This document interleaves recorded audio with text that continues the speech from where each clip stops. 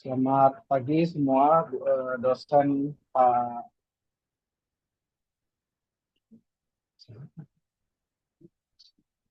Pak dosen dan teman-teman. Kali ini kami dari kelompok,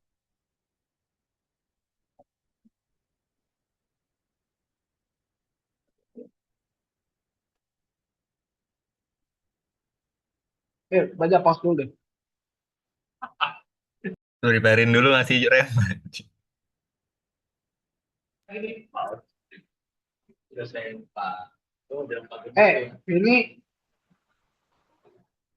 kelompok-kelompok berapa, Cok? Kagak ada di ini, di grup. Kelompok 4 atau kelompok berapa? Udah langsung aja sebutin Mau sebagai karena kelompok udah, ntar kan dia ketahuan. kita akan Langsung mempresentasikan aja kita. kelompok studi kasus Oke, Intel oke. gitu ya. Hmm. Langsung aja Oh, kayak kelompok perkenalkan kita anggota nggak. kelompok.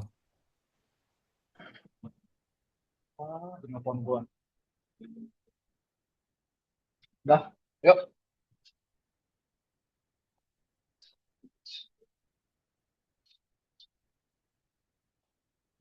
Oke, selamat pagi semua. Perkenalkan kami dari kelompok 7 yang beranggotakan Rio Adi Nugroho dengan NIM belakang 156, Raja Maulana Satria Kuwari dengan NIM belakang 159, Lutfan Hamam dengan NIM belakang 178, Muhammad Ali Vino Febrian dengan NIM belakang 148, dan saya sendiri Orang Mesia Kali dengan NIM belakang 153.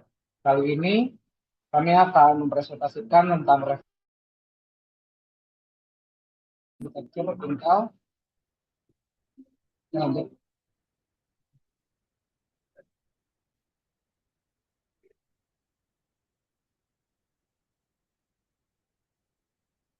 Oke, dari gambar besarnya, industri semikonduktor sedang memiliki tembok fisik yang disebut dark silicon, di mana kumor itu mulai melambat.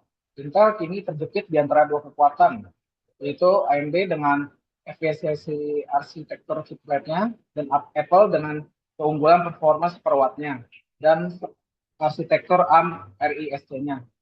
Solusi yang kami tawarkan adalah cetak biru Intel Next Gen Hybrid Tile, yaitu sebuah arsitektur yang menggabungkan fleksibilitas CISC hibrida dengan efisiensi pemrosesan data melalui controller DMA.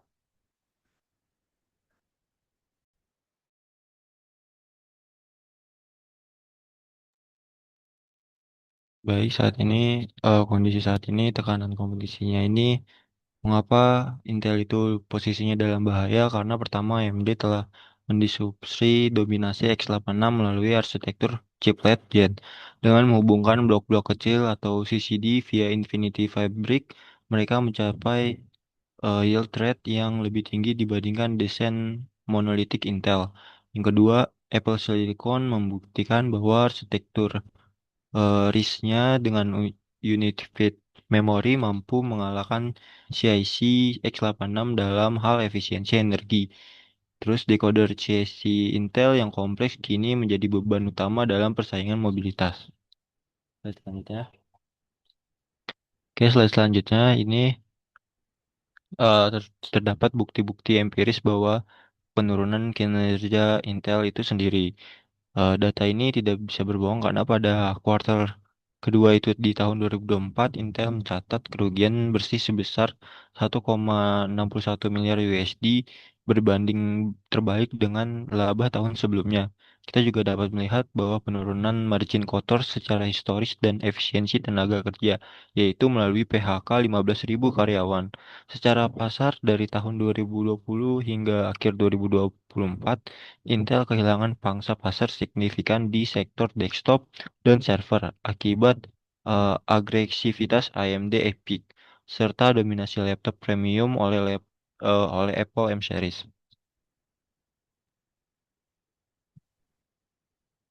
Selanjutnya di bab 2 tentang matriks identifikasi SWOT. Melalui pemetaan SWOT, kami mengidentifikasi bahwa kekuatan utama Intel ada pada ekosistem software x86 yang matang. Namun kelemahannya adalah overheat decoder dan thermal bottleneck.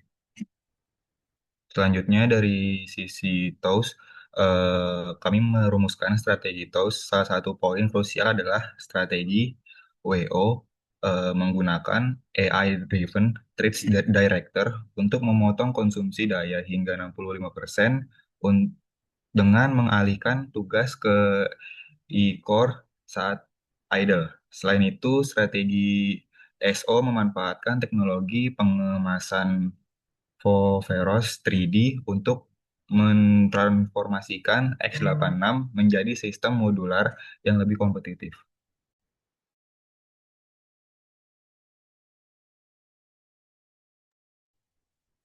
Oke, berikutnya eh, Intel Next Gen Hybrid Tile. Nah, ini merupakan inti dari pembahasan kami. Kami meninggalkan desain monolitik tradisional dengan teknologi Foveros 3D Packaging. Kami memisahkan CPU menjadi beberapa modul, Compute Tile untuk komputasi berat dan SoC IO Tile untuk manajemen sistem. Keduanya dihubungkan menjadi shared L3 cache non-inklusif berkapasitas 64 MB yang sangat cepat. Selanjutnya.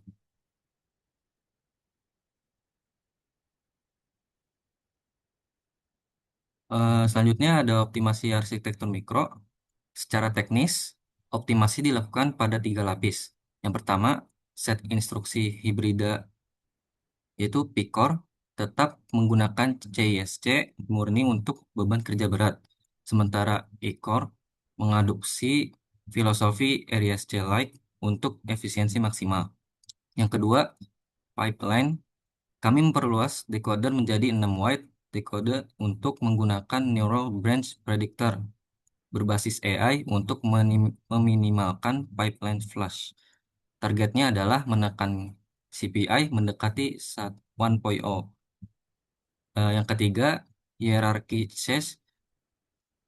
Kami menggunakan sistem non-inklusif, artinya data di L1 dan L2 tidak diduplikasi di L3, sehingga kapasitas efektif L3 itu 64 MB dapat dimanfaatkan sepenuhnya untuk meningkatkan cache hit rate.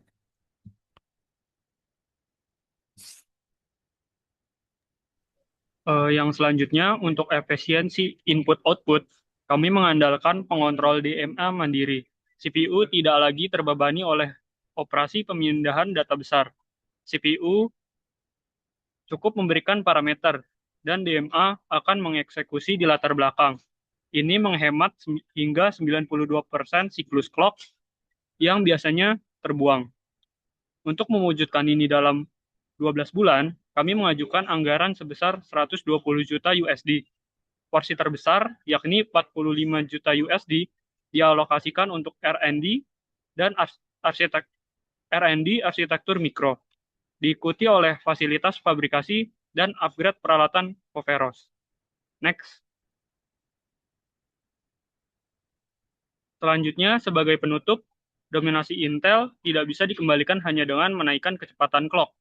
Rekomendasi strategis kami adalah 1. Otoritas dana 120 juta USD untuk riset silikon segera.